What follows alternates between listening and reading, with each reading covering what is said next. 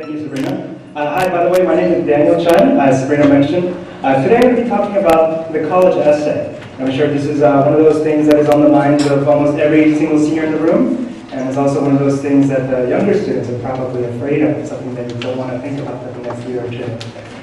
I understand that. When I was your age in high school, I didn't really start thinking about college until the summer before my senior year, and I felt that I didn't know what I was doing, I didn't know how to talk about myself, and today hopefully I can shed some light on that process and what you can emphasize and what you want to think about. I answered this question over 10 years ago when I applied to college, and they haven't changed it.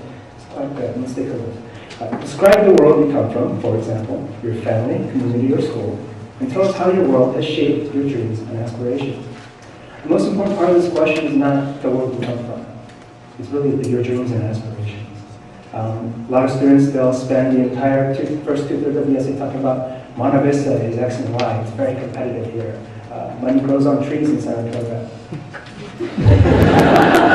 I actually read that in an essay. I did have to kind of coax the student into developing a different perspective. But the idea is that you want to detail definitely the world that you come from, but don't be, once again, so microscopic. Take some time to think about really where you stand. And if you want to put things simply, I'm sorry, it's at the very bottom.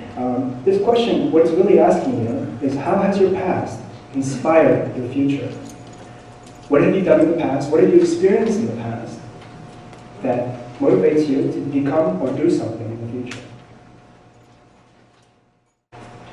I'm going to provide actually an example of one of my students who decided to answer this question. To give you some background information, the student was a female attending Lynbrook High School.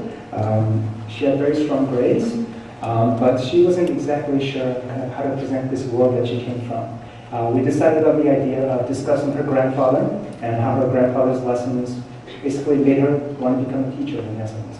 So this is her first draft, so we'll take a look. One of the things I enjoy the most about my grandparents is not just getting to spend time with them, but getting to eat the food we cook. Even when I was a child, I was klutzy and would always fumble around the kitchen whenever my grandparents would cook. When they would make dumplings, my grandfather would call me over to the kitchen to help him with making the dumpling skin out of the dough. One by one, he'd tell me how to roll the dough into an egg roll-looking shape, and then cut small pieces of the dough to roll into little balls and flash it. Since I was never very good with my fingers, my grandfather would take time to show me over and over again each step before I got it right.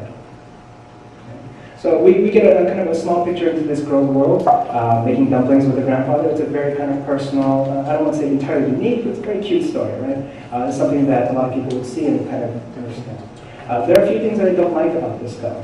There are a few grammars in here that I won't go over because it's not that important. The big thing is that the details don't necessarily really forecast what she wants to say. It seems like a story just about her grandfather and making dumplings. So let me show you what we eventually came to. This was, in my opinion, much better. I've crossed out her name, of course, I'm sure she doesn't want everyone to know. So we'll call her X.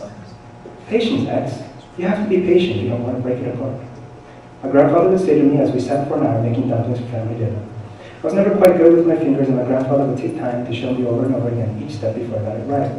I'd often get frustrated because my dumplings would never look as good as his. He was always extremely patient with me and never got frustrated, even after he had taught me countless times how to roll the dumpling with your hands and pinch the edges together.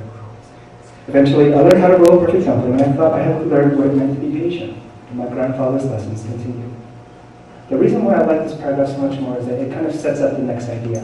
And so I don't want to make you read a wall of text, so I haven't included it here. But she transitions to learning about Chinese, and then she transitions to learning about other students and her own teaching experiences as well. The kind of the specific details, just pitching the edges together. It's kind of the sensory detail. And I'm not saying that you need to have sensory detail in your writing, but it's one of those things, one of those stylistic techniques you can use to be a little bit more interesting and kind of grab the reader's attention. So this first essay, her ultimate dream or aspiration was to become a teacher. She wanted to become a science teacher, so she was planning on studying the life sciences. We did take about 7 paragraphs to get there, so it's not that her grandfather taught her biology and made her want to do biology. The important thing to take away from this is that we're getting snippets of her world, the world that she comes from. And her past experiences were founded primarily on family. So she takes these lessons from her family, and then she translates those lessons to her own life and executes them as well. So, all in all, what she did was she talked about how her past experiences with her grandfather inspired her to become a similar person in the future. If you think about it, it's really quite simple.